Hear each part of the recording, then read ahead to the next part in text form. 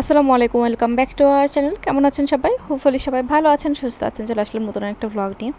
তো এখানে হচ্ছে আফরোজ বেবি এক্সারসাইজ করছে। ওকে বলেছি একটু দৌড়াবে, নাহলে ডান্স করে ওগুলো এক্সারসাইজ করবে, সেই কাজটাই করছে। আফরোজ করে কি সব সময় বসে বসে যেগুলো খেলা সেগুলো খেলবে। তো এই হচ্ছে ব্যাপার, এই জন্য। আর আফরোজ বেবির হচ্ছে নতুন একটা অ্যাক্টিভিটিস শুরু হয়ে গেছে, সেটা আমি এই ভ্লগে আপনাদের সাথে শেয়ার করব।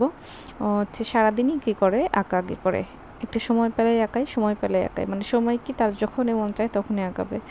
এই জন্য ওকে সব সময় মানে টেবিলের উপরে খাতা ওর পেন্সিল, কালার পেন্সিল সব কিছু দিয়ে রাখা হয়েছে যে তুমি খাতাতেই আঁকাও, দেয়ালে আঁকাও না। প্রত্যেকটা দেয়ালে সে আঁকিয়ে মানে কালারফুল করে রেখেছে, মানে কি আর করার, এই বয়সটা এরকম আসলে। তারপরে ওকে অনেক বুঝিয়ে বুঝিয়ে খাতাতে ড্র করার জন্য রাজি করানো হয়েছে। এখন আর অন্তত মানে দেয়ালে আঁকাআঁকি করে না, আলহামদুলিল্লাহ। আর এই তো এখানে এখন সে খেলছে, গাড়ির দোকান দিয়ে বসেছে। ওর কাজে এগুলা সবসময়, মানে এরকম দোকান দিবে, দোকানদার হবে, এরকম খেলা খেলতে বেশি পছন্দ করে। আর গাড়ি ওর অনেক ফেভারেট, সব কালেকশন করে রেখে দিবে আর কি দোকানে। আর ওই দিন হচ্ছে বিকালবেলা পাপ্পার সাথে ঘুরতে গিয়েছিল কলেজে, যে সে আবার ওইখানে লেমন জুস খাচ্ছে, তার খুব পছন্দের, মাশাল্লাহ। এরপরে সে ওইখানে একটু দৌড়াদৌড়ি করে খেলাধুলা করেছে। আর এই তো অনেক ঘেমে শেষ। একটু দৌড়াদৌড়ি খেললেও একদম পুরা মাথা এমন করে ভিজে যায়, মনে হয় কি এখনই শাওয়ার করে বের হয়ে আসলে, এরকম একটা অবস্থা। তো কি আর করার। আর এই তো আফরাজ বেবিকে দিয়েই শুধু ব্লগ হচ্ছে। এটা হচ্ছে আমার ছোট্ট আফরাজ বেবিটা, দিন দিন আসলে বড় হয়ে যাচ্ছে। তো যাই হোক, আমরা হচ্ছে ঠিক করেছি আফরাজকে ড্রয়িং ক্লাসে দিব।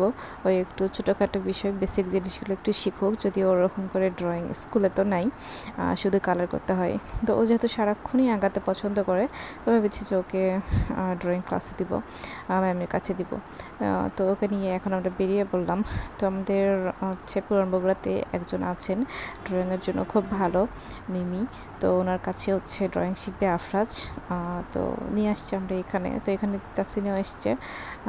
তারপরে আফরাজকে হচ্ছে বৃত্ত আঁকানো শেখাচ্ছে, বাট ও করছে, হচ্ছে না, ফেল করছে। এর মধ্যে হচ্ছে কারেন্ট চলে গিয়েছিল। আর এই বিড়ালটা আছে, বিড়ালটাকে হচ্ছে নতুন মনে হয়।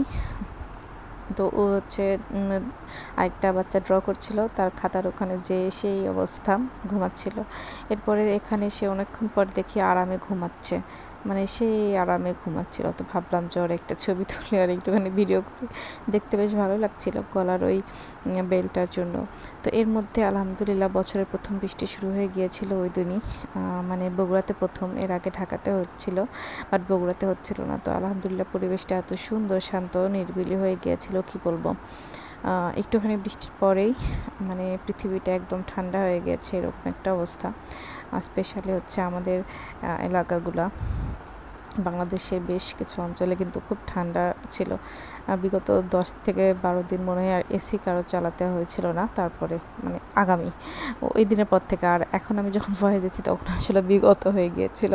যাই হোক, এরপরে হচ্ছে সন্ধ্যাবেলা আফরাজকে আমি কিছু ফল কেটে দিয়েছি খাওয়ার জন্য। সে এখানে আবার শুয়ে শুয়ে খাচ্ছে, বসে বসে খাচ্ছে, ঢং ঢং করছে, কী সব করছিল। এই হচ্ছে ব্যাপার। ওকে বললাম যে ম্যাম যেগুলো দিয়েছে সুন্দর করে প্র্যাকটিস করো, একটু আঁকানো শিখো, মানে মনোযোগ দাও। তার মনোযোগ নেই আবার, তাহলে হলো। তো এটা হচ্ছে ওই দিন আবার ক্লাসে গিয়ে একটুখানি ক্লিপ নিয়েছিলাম। আফরাজ বলছে কি, মাম্মা তুমি ভিডিও করছো কেন? আমি বললাম যে এমনি তুমি দেখবা তাই। তো ওই যে ওর ফ্রেন্ডদের সাথে গল্প করতে, আর এখন সবাই পরিচিত হয়ে যাতে দুষ্টুমি লেভেলটা বেড়ে যাচ্ছে, দিন দিন দুষ্টুমি করছে, এ হচ্ছে ব্যাপার। তো এরপরে হচ্ছে স্কুল ছুটির পরে আমরা চলে আসছিলাম। রাস্তাটা দেখতে ভালো লাগছিল, কারণ কি হচ্ছে বৃষ্টি হয়েছে, আর বৃষ্টির পরে গাছপালা দেখতে খুব ভালো লাগে। আর ঝিরিঝিরি বৃষ্টি পড়ছিল, মানে কয়েকদিন ধরে একটু একটু করে বৃষ্টি হচ্ছে। ওয়েদারটা খুব ঠান্ডা, একদমই গরম না, এরকম একটা খুব সুন্দর ওয়েদার হয়েছিল। ওদিন আবার বাসায় হচ্ছে লাল শাক ভাজি করেছিলাম। আফরাজকে বলেছি লাল ভাত খাওয়াবো। আফরাজ বেবি আবার ওদিন শুধু লাল শাক ভাজি দিয়ে একটুখানি ভাত খেয়েছিল। আলহামদুলিল্লাহ, মাশাল্লাহ। ওকে বলেছি ডাল ভাত দিলে তো গিলে গিলে খায় বেশি, ওইটাই প্রবণতা। বলেছি কামড়ে কামড়ে খেতে হবে এখন থেকে। তো এই লাল শাক ভাজিতে এসে আবার কামড়ে কামড়ে খাচ্ছিল, মাশাল্লাহ। তারপরে রাতের বেলা আবার খুব সুন্দর করে বৃষ্টি হচ্ছিল, মানে কয়েকদিন খুব সুন্দর বৃষ্টি হয়েছে, বেশ ভালো লাগছিল। আর এই তো রাতের বেলাও বৃষ্টি হচ্ছে, ভোরেও হচ্ছে যখন তখন। আর একটুখানি বৃষ্টি হলে আবার হয় কি, কিছু কিছু রাস্তাতে পানি জমে যায়, তখন আবার বাইরে যাওয়া সেটা কষ্টকর হয়ে থাকে। তো যাই হোক, এই ছিল আমার আজকের ব্লগ। সবাই ভালো থাকবেন, সুস্থ থাকবেন। আসসালামু আলাইকুম।